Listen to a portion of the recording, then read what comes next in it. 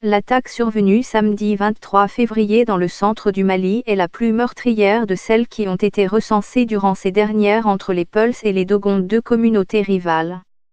Les Dogons sont soupçonnés d'avoir mené cette attaque qui a fait au moins 130 morts chez les Peuls. L'année dernière, 202 civils ont été tués dans des violences communautaires, dans la région de Mopti, au Mali, selon l'organisation de défense des droits de l'homme Human Rights Watch, HRW.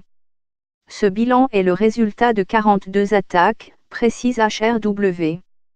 Il existe depuis longtemps des conflits entre le peuple dogon et les éleveurs Peuls nomades du centre du Mali. Les heurts sont devenus de plus en plus violents depuis l'avènement des mouvements djihadistes dans le nord du pays en 2012. Le gouvernement malien soupçonne le groupe d'autodéfense dogon d'Anna Amassagou d'avoir mené l'attaque de samedi. Le Premier ministre, Soumelou Boubé Maïga, a prononcé dimanche sa dissolution. Mais les Dogons nient avoir mené l'attaque du village d'Ogosagou. Au Mali, la milice d'Anna Amassagou dissout une centaine de civils tués dans une attaque au Mali. Le peuple dogon, qui pratique notamment l'agriculture, vit depuis des siècles dans les falaises de Bandiagara, dans le centre du Mali. Les maisons des Dogons sont sculptées dans une roche calcaire.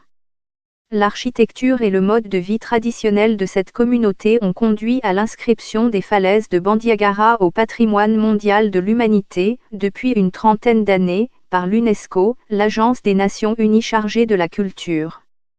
La région attirait de nombreux touristes jusqu'au début des mouvements djihadistes en 2012, dans le nord du Mali. Ils vivent dans plusieurs pays d'Afrique de l'Ouest, le Sénégal, Mali, Guinée, etc., et d'Afrique centrale, Centrafrique, Cameroun, etc. Certains se sont installés dans les villes, mais d'autres pratiquent l'élevage de manière intensive et parcourent de longues distances pour assurer la survie de leur bétail. Lors de ces déplacements, ils sont souvent en conflit avec les agriculteurs. Au Nigeria, les violences entre Peuls nomades et agriculteurs sédentaires sont monnaie courante. Elles auraient constitué en 2014 le 4e conflit le plus meurtrier du monde.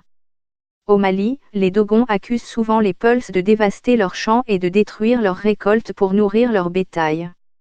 Lire aussi, 240 000 personnes déplacées par l'insécurité au Mali. L'histoire du voisinage entre Peuls et Dogons est jalonnée de tensions, qui sont quelquefois violentes.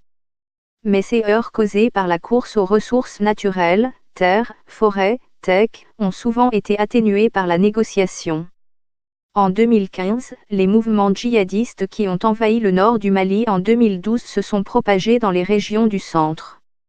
Et à l'instabilité de cette partie du pays s'ajoute une circulation des armes qui échappe au contrôle des autorités maliennes. Les Dogons, victimes des attaques djihadistes, accusent les Peuls de soutenir les groupes islamistes. Les Peuls, eux, soutiennent que les groupes d'autodéfense Dogons bénéficient du soutien du gouvernement. Ils accusent les Dogons d'être responsables des atrocités dont ils sont victimes, ce que démentent les mis en cause.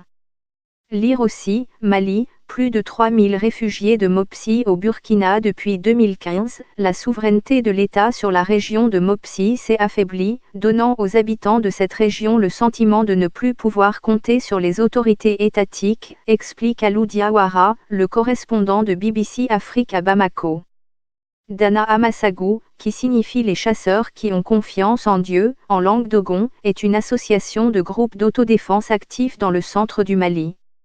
Elle a été créée en 2016 pour défendre la communauté dogon, selon des responsables de Human Rights Watch. L'association est soupçonnée d'avoir commis plusieurs attaques contre les Peuls, l'année dernière. Ce que ses membres ont toujours nié.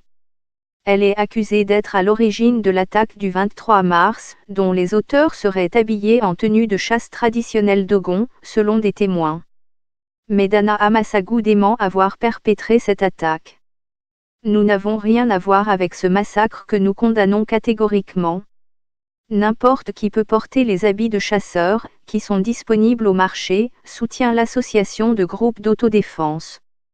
Au Mali, 134 civils tués, une enquête annoncée. Mali, Dogons et Peuls font l'appel. Alliance pour le salut au Sahel, ASS, a été fondée par les Peuls en mai 2018, pour protéger cette communauté des attaques menées par des groupes armés au Mali et au Burkina Faso, selon Human Rights Watch.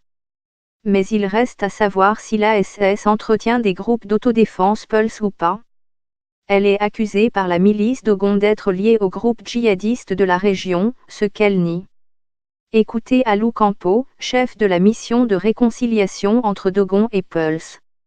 Il parle d'un accord de paix conclu entre les deux communautés en août 2018.